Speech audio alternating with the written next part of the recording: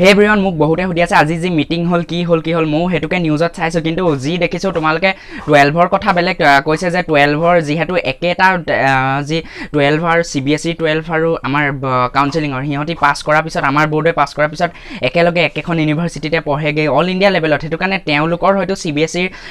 মানে হিচাপতে ফ'ল' কৰিব পাৰে আৰু 8খন নে 9খন মাত্ৰ ষ্টেটেহে এক্সাম যে কেঞ্চেল হ'ব লাগে সেই ষ্টেটৰ মন্ত্ৰীহে সেইটো বিচাৰিছে বাকী চবেই প্ৰায়ভাগে বিচাৰিছে হোৱাটো সেইটো কাৰণে এতিয়া যি দেখিছোঁ কেঞ্চেল হোৱা চান্স একেবাৰে কমি গৈছে তেওঁলোকে কৈছে জুনতো নহয় জুলাইত পাতিমগৈ যদি পৰিস্থিতি এনেকুৱা থাকে জুলাইত মানত পৰীক্ষা পাতিব 5 ছেপ্টেম্বৰৰ আগত মানে এটা সঠিক ডিচিশ্যন দি দিব আৰু অসমৰ বোৰ্ডেও হয়তো তেনেকুৱাই কৰিব আৰু কৈ দিছে তেওঁলোকে আজি শিক্ষামন্ত্ৰীও কৈছে ৰণোজ পেগুৰি ডাঙৰীয়াই যে পৰীক্ষা হ'বই যিকোনো পধ্যে হ'বই এতিয়া কি হয় এতিয়া উপায় নাই তেওঁলোকে আকুৰগুজ হৈ আছে কেলে বুজি পোৱা নাই কিন্তু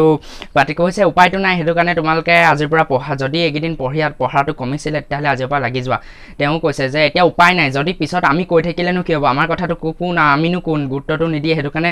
তোমালোকে আজিৰ পৰা অলপ হ'লেও লাগি যোৱা পঢ়াটো যিহেতু হৈয়ে আছে নিশ্চয় বিহুলৈকেতো তোমালোকৰ হৈয়ে আছিলে সেইটো কাৰণে পঢ়াত লাগি যোৱা আজি কৈয়ে দিছে যে আমি যিকোনো পধ্যে হ'লেও পৰীক্ষা পাতিমেই মানে পৰীক্ষাটো আমাক কেঞ্চেল কৰিব পৰা তেনেকুৱা সুবিধা নাই কিন্তু অনলাইন পাতিব পাৰিলেহেঁতেন বহুতে এতিয়া বহুত বোৰ্ডে কি কৰিছে অনলাইন পাতিব পৰীক্ষা তেওঁলোকক পেপাৰ দি দিব তেওঁলোকে পৰীক্ষা দি পেলানি আনচাৰ ছিটবোৰ জমা দিলেই হৈছে তেনেকুৱা এটা সুবিধা কৰিছে আমাৰ অসম বোৰ্ডেও কিবা এটা কৰিব লাগে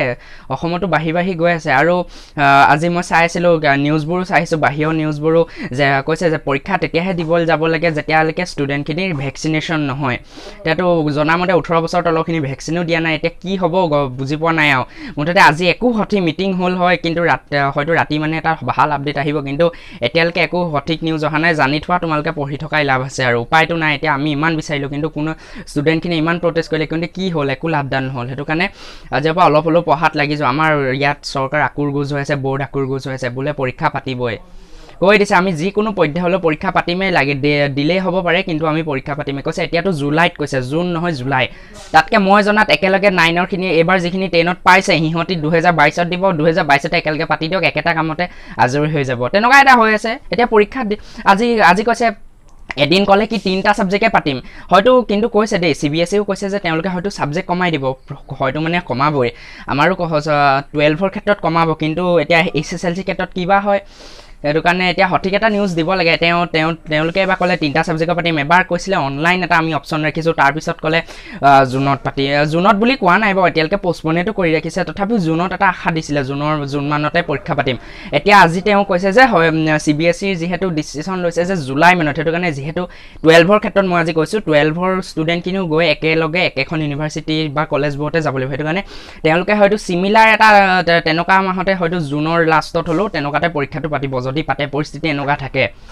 সেইটো কাৰণে তেওঁলোকে আকুৰগুজ হৈছে বুজা নাই সেইটো কাৰণে আমাৰ কথা নুবুজে তোমালোকে পঢ়াত লাগি যোৱা আজি এইটোৱে আপডেট আছিলে একদম বেকাৰ আপডেটে পালোঁ কি লাভ নহ'ল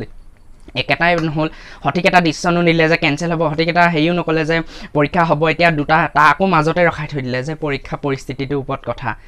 সেইটো কাৰণে মই তাতকৈ 2022ত পাতি দিয়ক